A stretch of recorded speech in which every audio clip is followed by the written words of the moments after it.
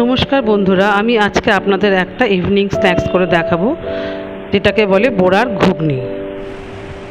বোড়াটাকে overnight আমি ভিজিয়ে রেখেছি। আমরা সবাই জানি যে বোড়া কতটা প্রোটিনে ভরপুর। এটাকে বলে ইংলিশে কাউপি। এটা খুব হেলদি একটা রেসিপি। আচ্ছা, প্রথমে আমরা বোড়াটাকে সেদ্ধ করে নেব।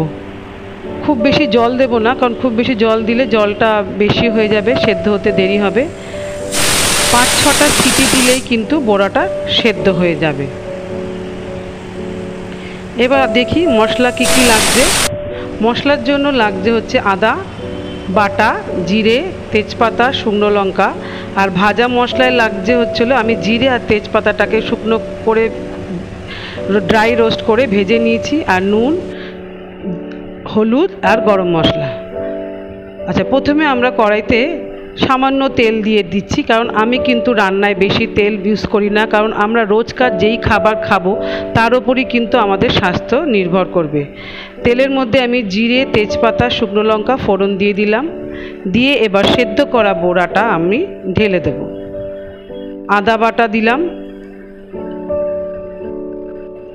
জিরে, তেজপাতা, শুকনো লঙ্কা, আদা বাটা একটু ভাজা ভাজা হয়ে গেলে এরপর আমি বোড়াটাকে ঢেলে দেবো। সেদ্ধ করা বোড়াটাকে ঢেলে দেবো।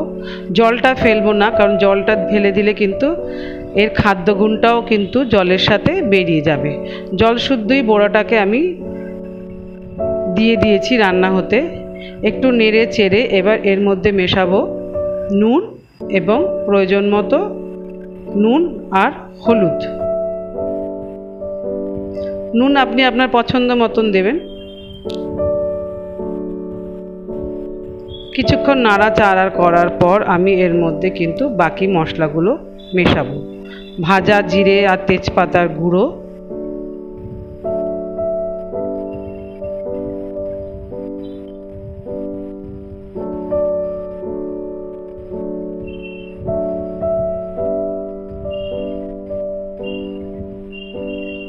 মশলাটা মিশিয়ে আমি কিছুক্ষণ এটাকে নাড়াচাড়া করে এটাকে রান্না হতে দেব।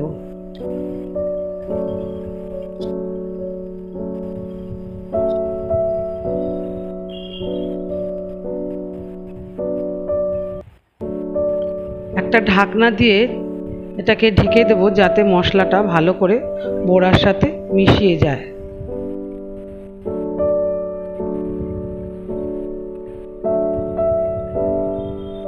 আঁচ কমিয়ে এবার এটাকে আমি রান্না করতে দেব।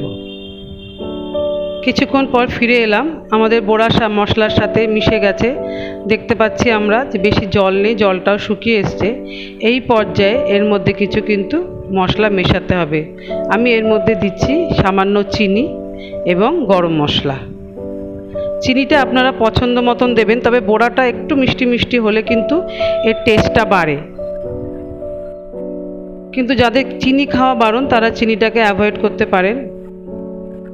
এইটা কিন্তু খুবই একটি স্বাস্থ্যকর খাবার। সন্ধেবেলায় আমরা বাইরের ভাজাভুজি না খেয়ে যদি বাড়িতে এরকম একটা হেলদি রেসিপি বানাই, তবে কিন্তু সেটা আমাদের স্বাস্থ্যের পক্ষে খুবই ভালো। জলটা শুকিয়ে এসছে, আমাদের ঘুগনি রেডি।